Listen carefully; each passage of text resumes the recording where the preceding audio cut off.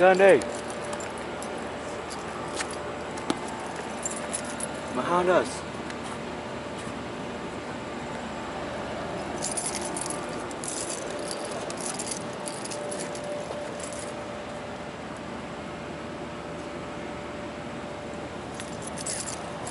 El Gandhi.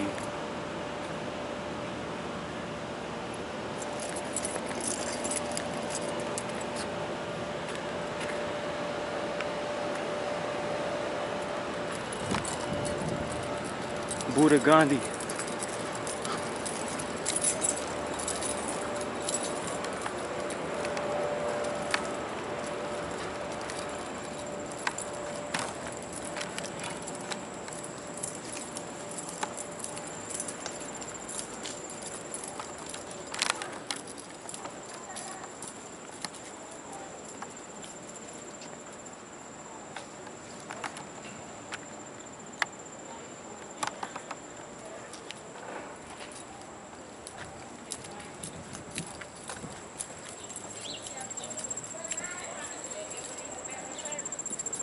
I am man. Treat me like a man, damn you.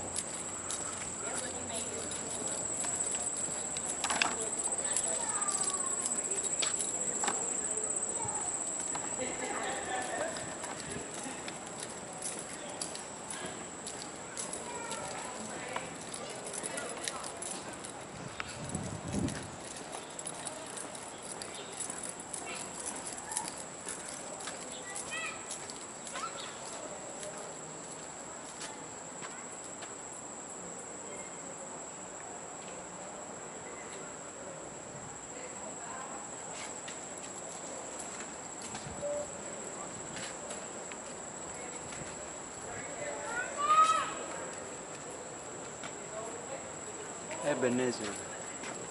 I've been there before.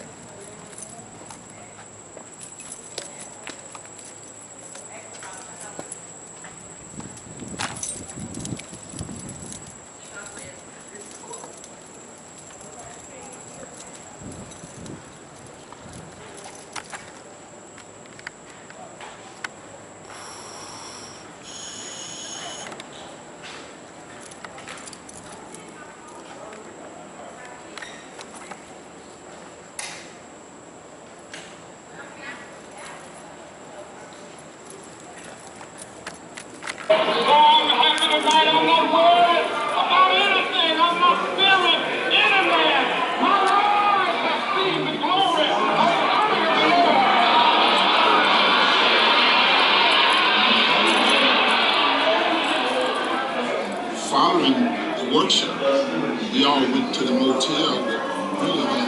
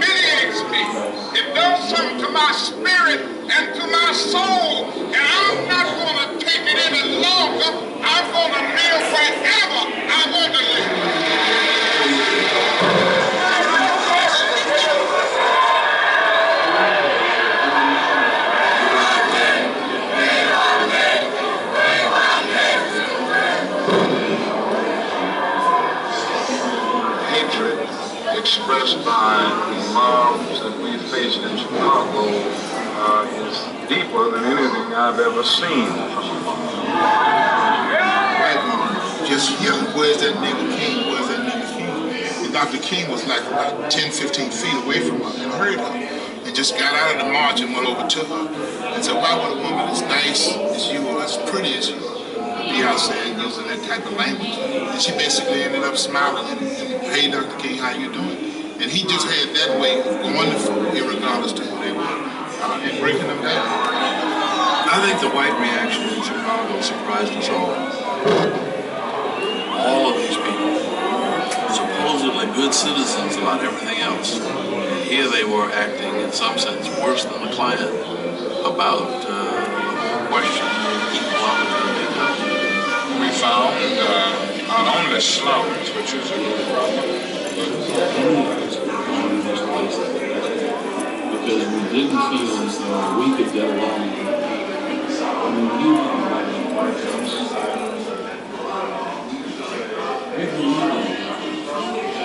we felt that death could lead to a greater reward in life beyond.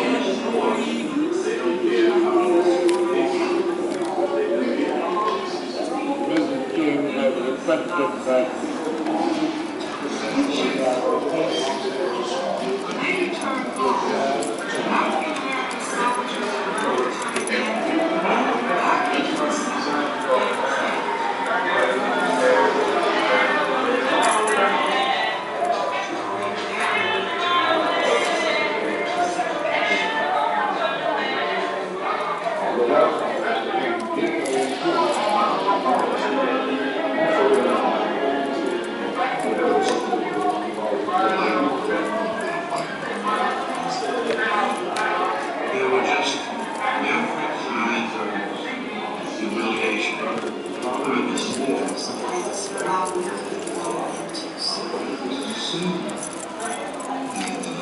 This was the way things were supposed to have been.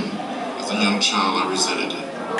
Almost everything that was fun to do was white zone. I never understood what color was about. We didn't know that we were from the fountain that said whites, tasted seeing that came from one that said color. We didn't know what it was like to go to Holiday Inn. Go to the doctor. The waiting room for the white people will always be up front. Blacks had their own little restaurants. They picked some white restaurants that were serious blacks that knew that Days we literally had to ride broken down school buses, pass by blue, white,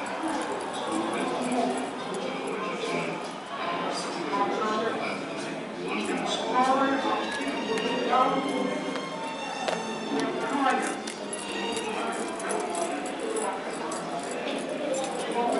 To separate others of similar age and qualifications, all because of their race, generates a feeling of inferiority as to their status in the community and may affect their hearts and minds in a way unlikely ever to be undone.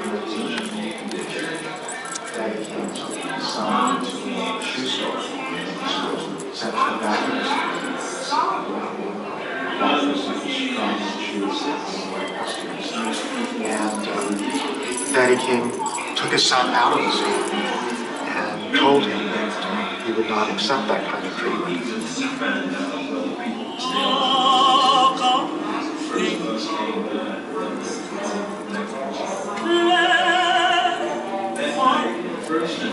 King grew up in one of the most important institutions in African American life, that is the Black Baptist Church.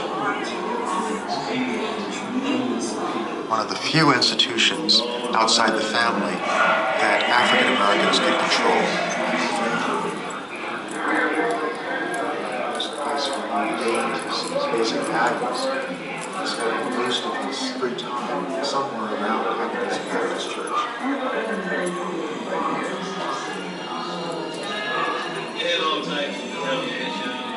That allowed him to get all the skills that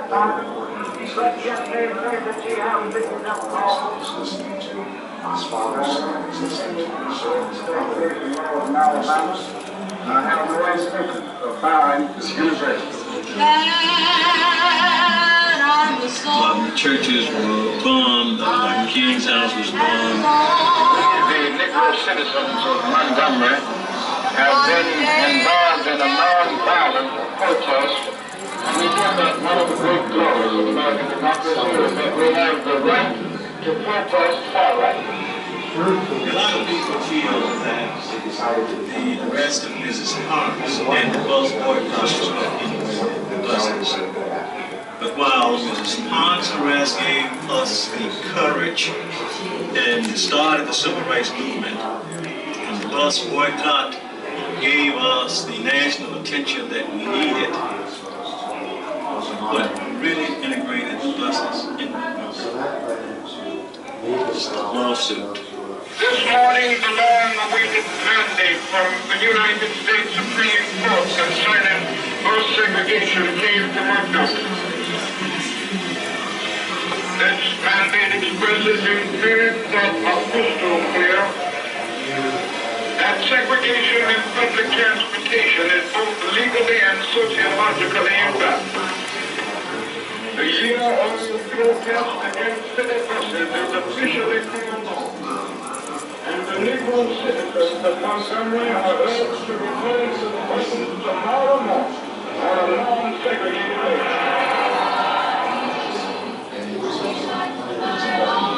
My children said it takes a whole village in order to reach a child. It took all 50,000 people in the community, plus the leadership.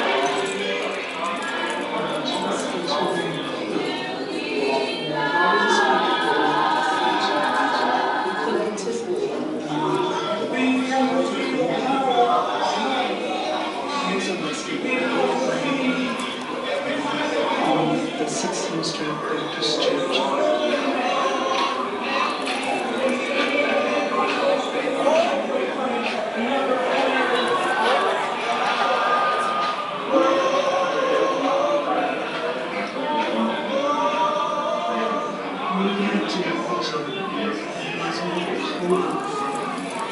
Dr. King started praying.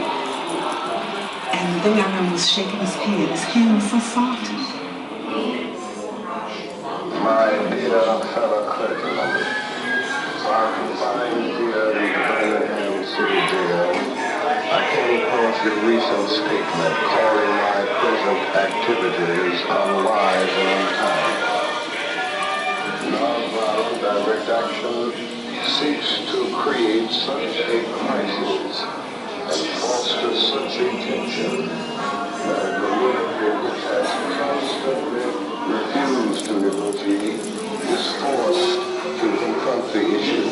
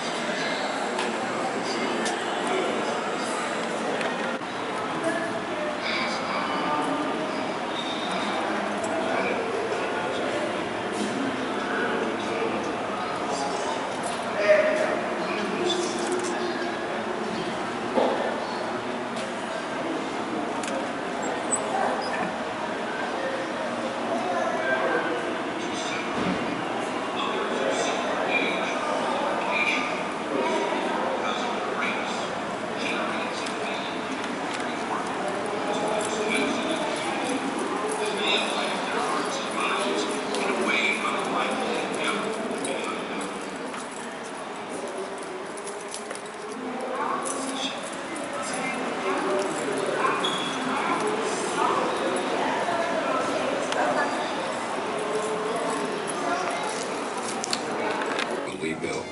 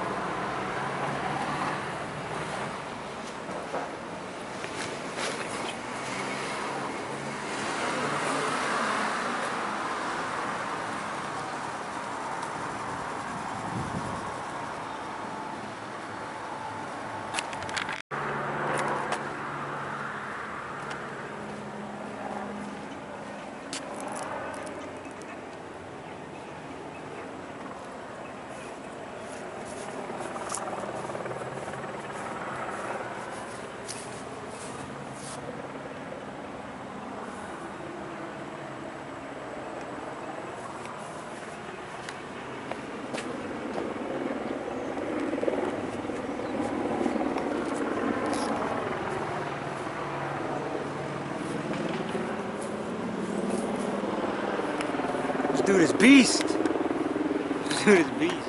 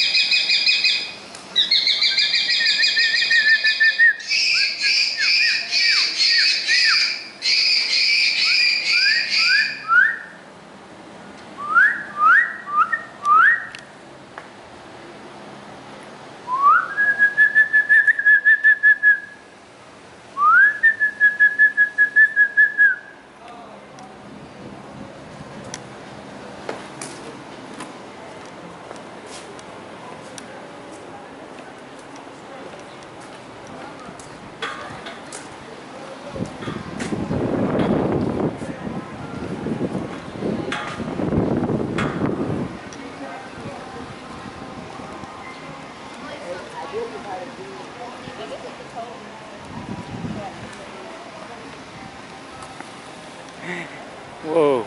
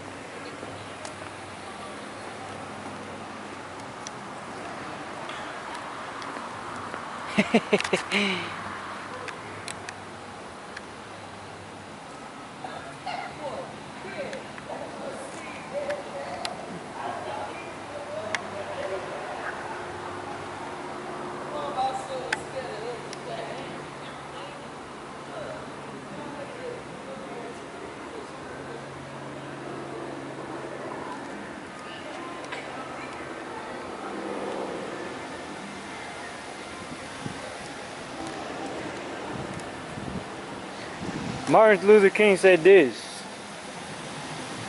a dream is just a dream until it's tempered by reality.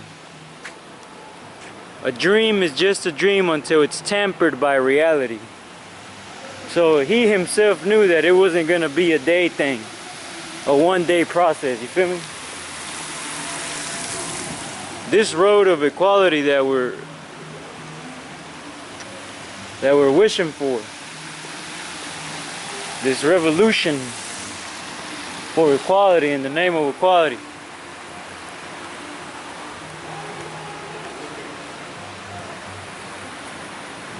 it doesn't work with capitalism.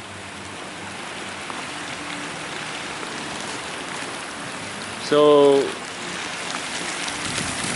ultimately what we're dreaming for is to change a form of government that's just been around for too damn long. So I don't know how it's gonna happen. I don't know how it's gonna do it. I don't know how we're gonna do it. I don't know how it's gonna.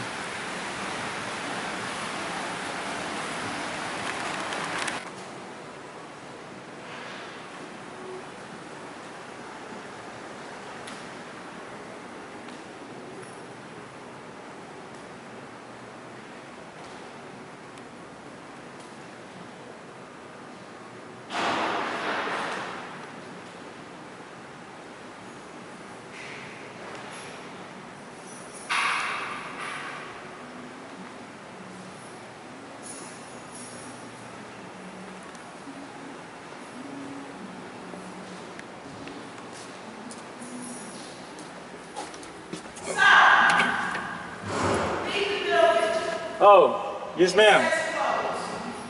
Hey. Yes ma'am.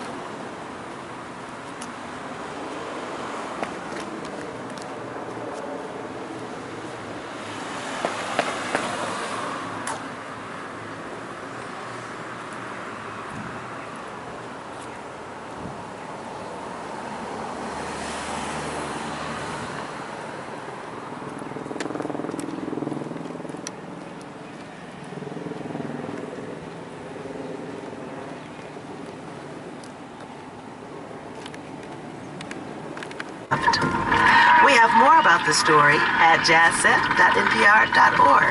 I believe we have a special treat for you. The great, the one and only, Jon Faddis, ladies and gentlemen. We're going to feature Jon in one of my daddy's compositions, the great Chico Farrell. And Chico and Jon had a long and lovely relationship, and so it is especially moving to me to have Jon play two of the three Afro-Cuban jazz moods. We're going to have him play the first mood, kaleidoscopico, That's Martin Luther which King's in house. English means kaleidoscopico. We're also having him perform on the third and final movement, which is great. It's called Exuberante. John Faddis, the two Afro-Cuban jazz moods.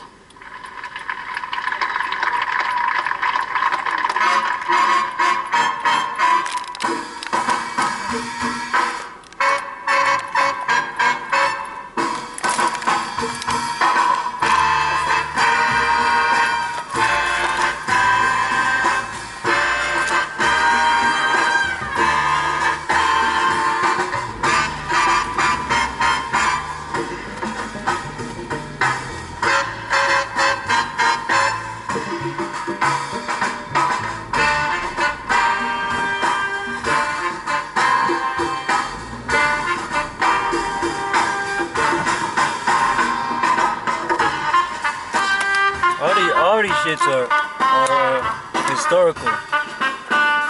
Yeah, all right. I didn't know all of them were. Oh, dude, all of them. I didn't know all of them were history.